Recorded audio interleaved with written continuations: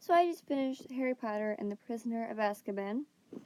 And so for my characters, I'm going to be doing the list of characters in the story and describe qualities which you admire. Tell what and why you respect these individuals. Point out classmates who possess the traits you admire. So, Hermione, she is so smart and just she seems to know anything and everything that they need to know in that moment. Like, I can't think of the example, but Harry and Ron were having a problem one don't they? But she was there. She's like, oh yeah, we do this and boom and done. And I'm like, and sat there and I'm like, how do you know this? Because they seem to take all the same classes and I don't know. Harry's so brave and he would do anything for his friends. He'd do just about anything for anyone, well, except Draco. I don't think he'd do anything for Draco. But he's there for them. He's there. He's gonna do anything to help them in any way. And I don't know, that's really cool of a friend. Ron, he's really loyal. He's he's timid, it's funny because Harry and Hermione they're pretty fearless. I mean, Hermione's always like, well, it's not really the right thing to do. But I mean, if it's the right thing to do, she's right up there with Harry. Yeah, let's go do this. And Ron's like, well, that seems to involve going in a really scary, dark place, and I don't want to do that. But he's loyal to Harry and Hermione. He's done so many things that I don't think he wanted to do, but he's like, well, I have to stand by my friends. He went into the Forbidden Forest with Harry because they had to go follow the spiders in the second book, and I mean, that's not loyal. Going to face your own fear of spiders to help a friend. If that's not loyal, I don't know what is. And I mean, they're pretty honest most of the time. I mean, I know some of the time because they broke rules, they can't just be like, oh yeah, well, we broke these rules. But I mean, Dumbledore always seems to understand, so they are usually pretty honest. And so, point out classmates who possess these traits. Well, two of them go to the same person, Leilani. She's so smart. Like, I don't know. She's honestly one of the smartest people I know. And she's one of the loyalist people I know. And I don't know, she's just awesome. She totally I admire those traits about her. And I guess almost everyone I know is pretty brave. I can't lay her down to one person I know who is seriously brave. So I'm just gonna leave it at that. So for my plot question, sit right here. It's probably one of my favorite questions to answer right now. Would this story be likely to happen to you? What part of it might be something you would have done? And I can't help but laugh because no, I don't think this story would be likely to happen to me ever. I'm not some sort of secret witch or wizard, and I don't go to this special secret school in England, and I liked this part of it, the what part of it might be something you would have done. That's why I chose this question. This part right here, I laugh because, no. But, right here. When Harry is in, what did they call it? It was the Shrieking Shack, is that it? When they were in the Shrieking Shack with Sirius and Lupin, no, this was before Lupin came in, but Hermione, Ron, Scabbers, all of them were in the Screeching Shack, and Harry got Sirius on the floor, and he held his wand up, and he sat there, he's like, I'm gonna kill you, and he stood there, and I think because part of him wanted to know his side of the story. I know on the outside he was like, no, I don't care. He's the reason my parents are dead. Blah, blah, blah. I hate him. now he has to die. But I know there was some part of him which made him not kill Sirius.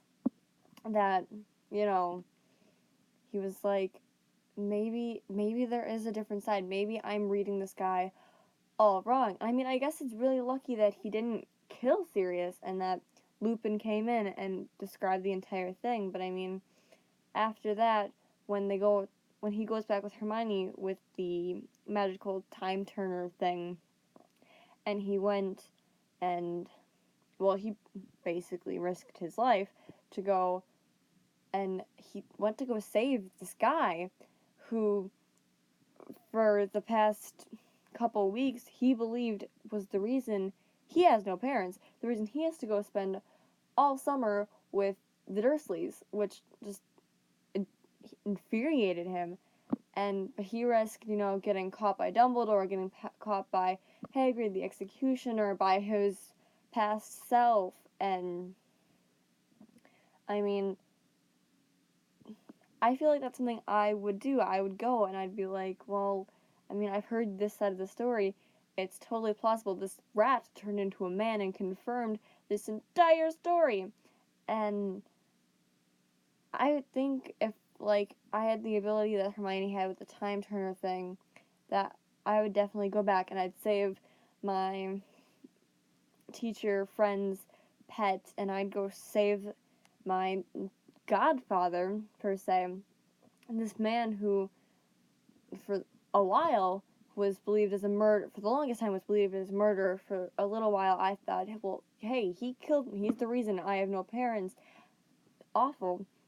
And I think, because I believe things pretty simply if they can be proven, and this was proven, and I feel like that'd be something I would do. I'd send this guy off on this bird that I saved and just go, and it totally would have been something I would have done. So the question I'm answering for the setting is tell about your reaction to a particularly interesting passage where the author creates an image of the setting. And that would have to be when Harry sneaks down to, it was like Hogsmeade, is that how that's pronounced? There's such weird words in these books, I don't even know anymore. But when he's down there with Ron and they're going past the Shrieking Shack, and in the movie, I think my imagination did a better job of picturing this than the movie captured it. Because in my mind, I saw this, it was like this teetering old building, just boarded up, totally, it looks like it's gonna fall over, and it looks creepy. And, I mean, I don't know.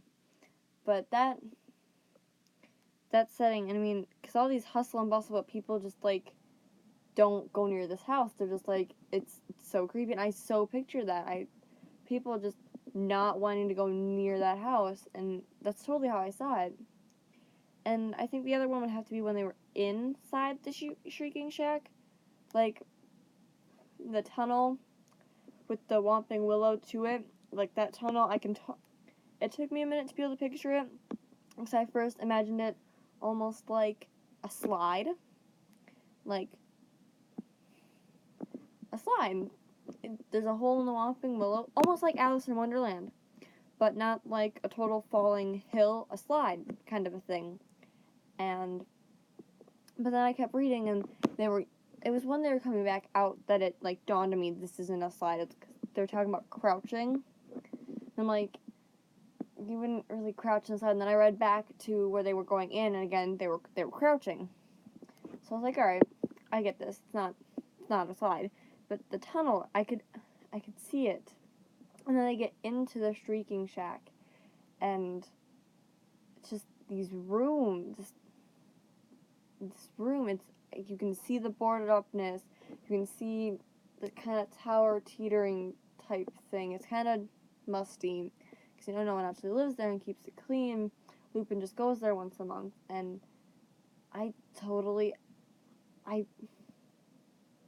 it was like straight out of some movie I'd seen, even though I've never seen that movie. never seen it before, but it was straight out of the picture I saw in my mind when she's describing the house. It's straight out of some, like, creepy movie. And that's, yeah. That's how it was very vivid. For the resolution, I did, how did the author leave the reader? Was the ending satisfying? And explain. I was actually really upset with the ending of the book. And no one really understands my reasoning on why, so I'm going to try to explain it the best I can, because I've been told by a few people who, I've tried to explain my thoughts to, and, like, they don't have the same thoughts. Apparently I sound like I'm speaking gibberish or something, or, like, I sound crazy. So, like, because we knew, not Lupin, Sirius was Harry's godfather. That offended him. That offended me. I was like, this murderer guy is supposed to be his godfather. I don't think so. I pushed that idea out of my head. I was like, not happening. But then we learn his side of the story, and Scabbers is an actual man, and, it seems probable. Hey, this guy's his godfather. Okay, it's not his fault. His parents are dead. It's fine. And then he offers Harry to go and, live with him. And he can finally get away from there. I was excited. I was like, yes. And Harry was excited. And then Snape.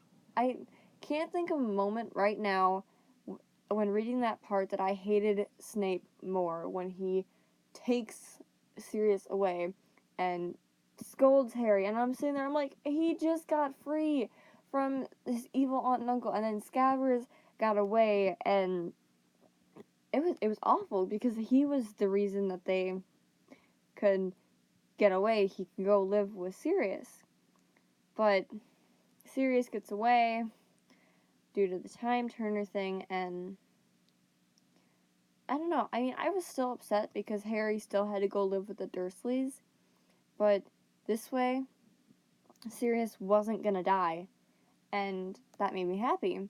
And then they're on the train, and you learn that he did send the firebolt. I mean, I had a feeling Hermione was right. When isn't Hermione right? But I mean, at the time of when he got that firebolt, it being Sirius seemed like it was one of the worst things ever. And, the idea dawned on me, hey, this murderer guy totally sent Harry this broom because, we didn't know that the he who he was talking about, like he's at Hogwarts, they used to say in his sleep, wasn't Harry, that it was actually the rat.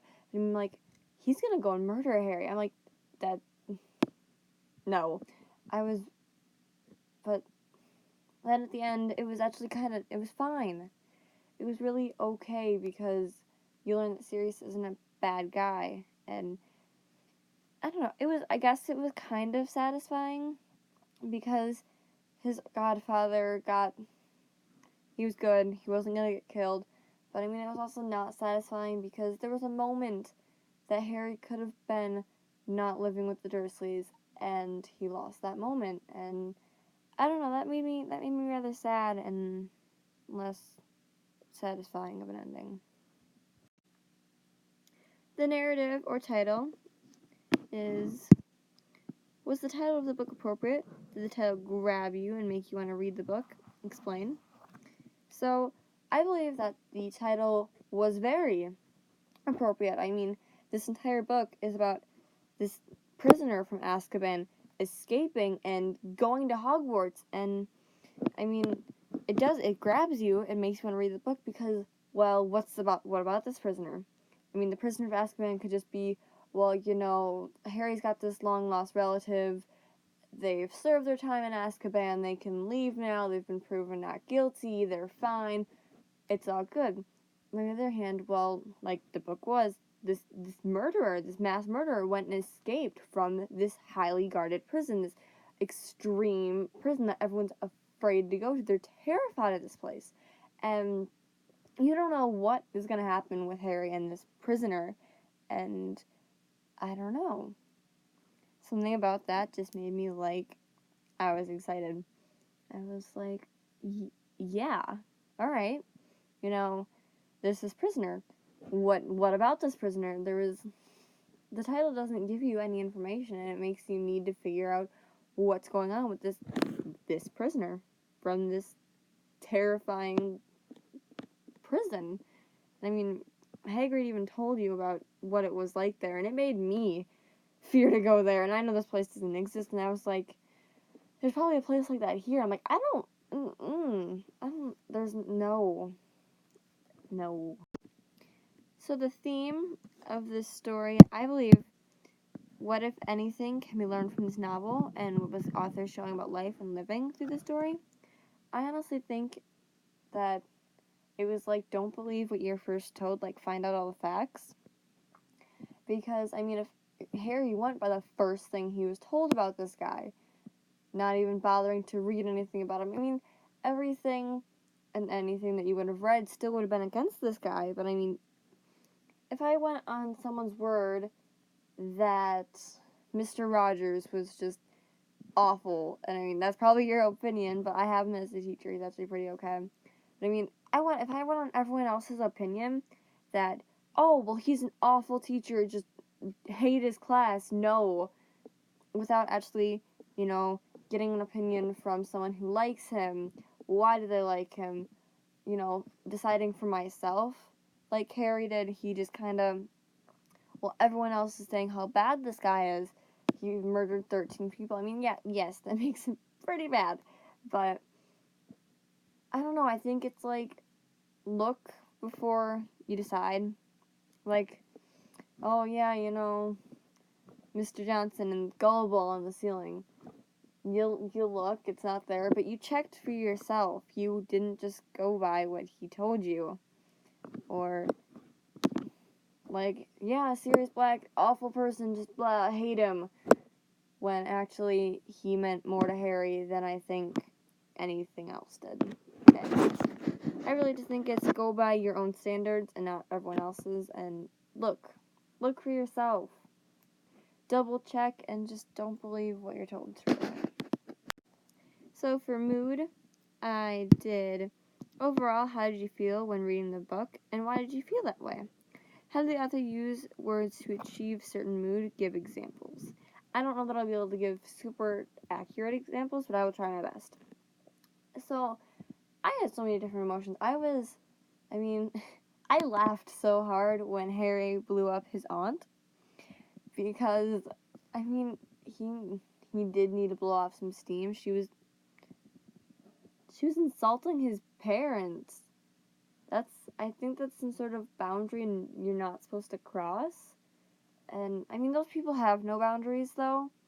So, yeah.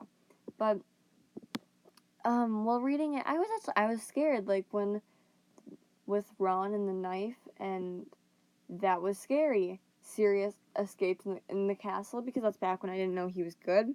I was scared. I'm sitting there, and I'm like, I've got sweaty hands, and I'm, like, gasping for breath. I'm sitting there, and for a minute, I swear, I was like, something bad's really gonna happen, and I just couldn't handle it for a minute. But, you know, it was fine, no one died.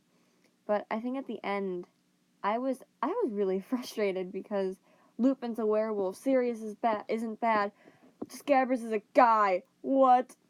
It was a lot to take in at one time, and I sat on my couch trying to read as much as I can in as little time as possible, and I had to reread a part over and over again, because for some reason I couldn't grasp this concept, and I think it was part of the story Lupin was telling them, and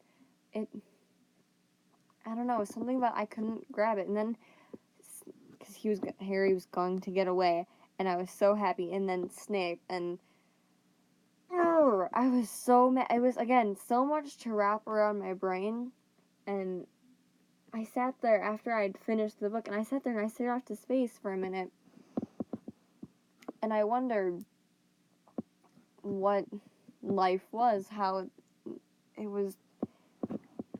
The author used, I don't know how she used words, but she used actions and feelings and thoughts, and I can't think of a good example at the moment, but I felt what these people felt, and I feel like I saw what they saw, and I don't know. I put myself in the main character's place.